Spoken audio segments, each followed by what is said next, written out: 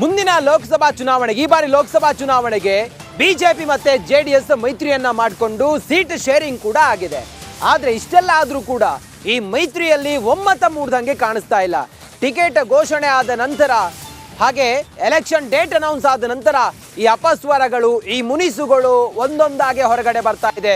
ಇದು ಲೋಕಸಭಾ ಚುನಾವಣೆಯ ಒಳಗೇನೆ ಈ ಮೈತ್ರಿ ಖತಮ್ ಆಗುತ್ತಾ ಅನ್ನುವ ಅನುಮಾನಕ್ಕೆ ಕಾರಣ ಆಗಿದೆ.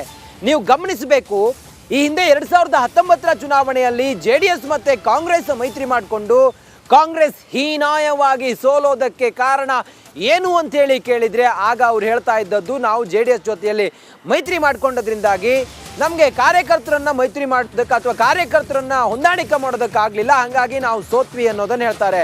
ಈ ಬಾರಿ ಕೂಡ ಬಿಜೆಪಿಗೆ ಆ ಎಫೆಕ್ಟ್ ತಟ್ಟುತ್ತಾ ಅನ್ನೋದಕ್ಕೆ ಬಲವಾಗಿ ಈಗ ಕಾರಣಗಳು ಸಿಗ್ತಾ ಇದೆ. ಯಾಕಂತ ಹೇಳಿದ್ರೆ ಒಮ್ಮತ ಮೂಡ್ದಂಗೆ ಕಾಣಿಸ್ತಾ ಇಲ್ಲ. ಕೆಲವು ಕಡೆಗಳಲ್ಲಿ ಚುನಾವಣೆ ಘೋಷಣೆಯ ನಂತರ ಮೈತ್ರಿಯಲ್ಲಿ ಹೊಂದಾಣಿಕೆ ಮೂಡ್ತಾ ಇಲ್ಲ. ಮೈತ್ರಿ ವಿಚಾರದಲ್ಲಿ ಬಹುತೇಕ ಕ್ಷೇತ್ರಗಳಲ್ಲಿ ಯಾವುದೇ ಒಮ್ಮತ ಇಲ್ಲ. ಬಿಜೆಪಿ ನಾಯಕರ ನಡೆಗೆ ಜೆಡಿಎಸ್ನಲ್ಲಿ ಕೊತ ಅಸಮಾಧಾನ ಶುರುವಾಗಿದೆ. ಧಾರವಾಡ ಕ್ಷೇತ್ರ ಸೇರಿದಂತೆ ಬಹುತೇಕ ಕ್ಷೇತ್ರಗಳಲ್ಲಿ ಅಸಮಾಧಾನ ಇದೆ. ಧಾರವಾಡದ ಅಭ್ಯರ್ಥಿ ಘೋಷಣೆ ಆದರೂ ಕೂಡ ಜೆಡಿಎಸ್ ನಾಯಕರಿಗೆ ಬೆಲೆ ಇಲ್ಲ ಅನ್ನೋ ರೀತಿಯಲ್ಲಾಗಿದೆ.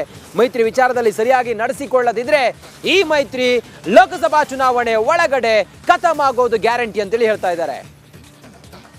ಲೋಕಸಭಾ ಚುನಾವಣೆ ಹಿನ್ನೆಲೆಯಲ್ಲಿ ಬಿಜೆಪಿ ಹಾಗೂ ಜೆಡಿಎಸ್ ಮೈತ್ರಿ ವಿಚಾರವಾಗಿ ಈಗಾಗಲೇ ಎಚ್ ಡಿ ಕುಮಾರಸ್ವಾಮಿ ಅವರ ಅಸಮಾಧಾನದ ಬೆನ್ನಲ್ಲೇ ಬಹುತೇಕ ಕ್ಷೇತ್ರಗಳಲ್ಲಿ ಜೆಡಿಎಸ್ ಕಾರ್ಯಕರ್ತರಿಂದ ಒಂದು ಅಸಮಾಧಾನದ ಭುಗಿಲೆದ್ದಿದೆ, ಅಸಮಾಧಾನದ ಹೊಗೆ ಆಡ್ತಾ ಇದೆ. ಯಾಕಂದರೆ ಪ್ರಮುಖವಾಗಿ ಲೋಕಸಭಾ ಚುನಾವಣೆ ಹಿನ್ನೆಲೆಯಲ್ಲಿ ಒಂದು ಕಡೆ ಬಿಜೆಪಿ ಮತ್ತು ಜೆಡಿಎಸ್ ಒಂದು ಹೊಂದಾಣಿಕೆಯನ್ನು ಮಾಡಿಕೊಳ್ಳುವಂಥ ಒಂದು ನಿರ್ಧಾರವನ್ನು ಮಾಡಿಕೊಂಡಿರುವಂಥ ಹಿನ್ನೆಲೆಯಲ್ಲಿ ಒಂದು ಕಡೆ ಈಗಾಗಲೇ ಈ ಮೈತ್ರಿ ವಿಚಾರವಾಗಿ ಅಸಮಾಧಾನ ಹೊಗೆ ಆಡ್ತಾ ಇದೆ, ಸಾಕಷ್ಟು ಆಕ್ರೋಶ ವ್ಯಕ್ತವಾಗ್ತಾ ಇದೆ.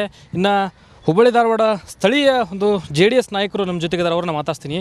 ಸರ್, ಯಾಕೆ ಈ ಒಂದು ಮೈತ್ರಿ ವಿಚಾರದಲ್ಲಿ ಅಸಮಾಧಾನ ಆಗ್ತಾ ಇದೆ ಸರ್?